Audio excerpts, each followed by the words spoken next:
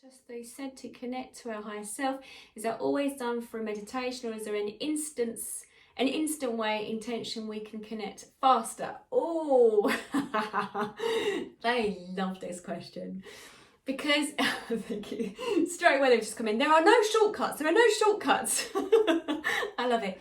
The reason about connecting to your higher self is really about tuning into what your heart truly desires.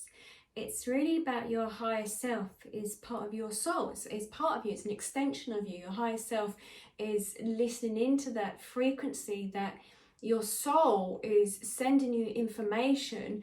You know, we say higher self, it is your soul sending you information, and sometimes we can't hear it, can't see it, can't feel it, have no idea how to connect the information. Your higher self is part of your intuition. Your higher self is giving you information. It's your higher self is, you know, intuitively sort of saying, oh, don't go down that road, or don't buy that car, or don't drive the car today. It's the inner self. It's the higher self that's can see ahead of you, can see the different dimensions of what's to come and whatever, and your higher self is trying to guide you. Your higher self is the part of you that doesn't have amnesia. It's the, you know, as a human we sort of forget why we're here and our purpose, but your higher self knows your purpose, and it's trying to connect with you, to guide you, to help you to find your life purpose, to help you to go onto that track. And yes, you need to go through life situations to bring you to a certain point for you to look at, to make some changes, to get you to that pathway. But your higher self needs you to be able to connect, and by connecting, it's really the easier way is by when you start, they just said, what gets in your way is everyday life. It's like getting up. If you've got children, you've got to take them to school. If you've got a job, you've got to get to work. You know, you've got to pay the bills.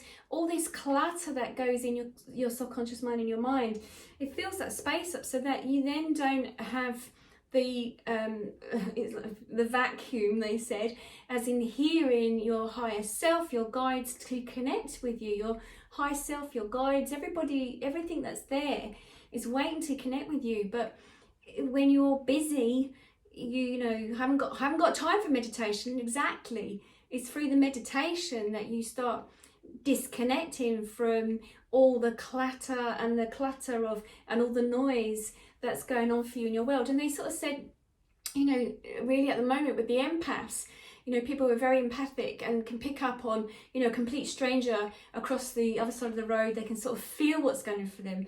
You know, I remember the early days where I could hear someone coughing and I could feel it in my own chest. You know, this is the time where, you know, the sensitive of us that are going to feel and pick up on things.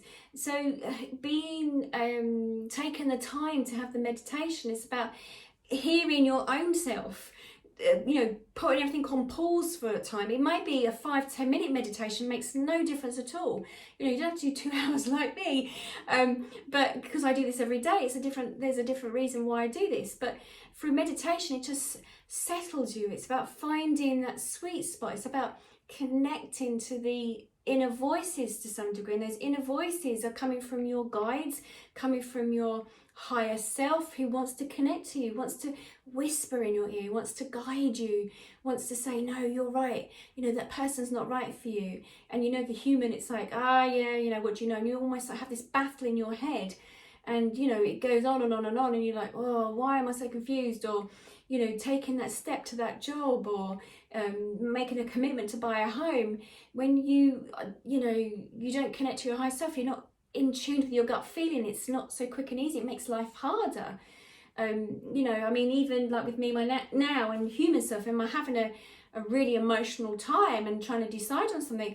You know, one of the tools is my pendulum. I'll use my pendulum to help me to make a decision, and I'll put it out there because my higher self, my intuition, is connected to my pendulum. So if I can't hear what's the right thing to do, or right or wrong makes, you know, whatever, but if you're looking for an answer and my head is so cluttered with emotions, you know, being emotional makes us stupid, you know. So by tuning in to my pendulum, my higher self can actually move my pendulum in a direction I need to see. So this is a tool, an external tool that my team, my guides, my higher self is helping to move for me, so that then, okay, I can't hear it because all the clutter that's going in my head, so I'll use my pendulum, or I'll use my cards. If, you know, I've got these ones, the Butterfly Messages one by John Holland, and I use these ones. And, you know, if I'm feeling again that I'm unsure, then I shuffle my cards, and the card that comes out, I'll read the card and like, okay, that's a message to me. I need to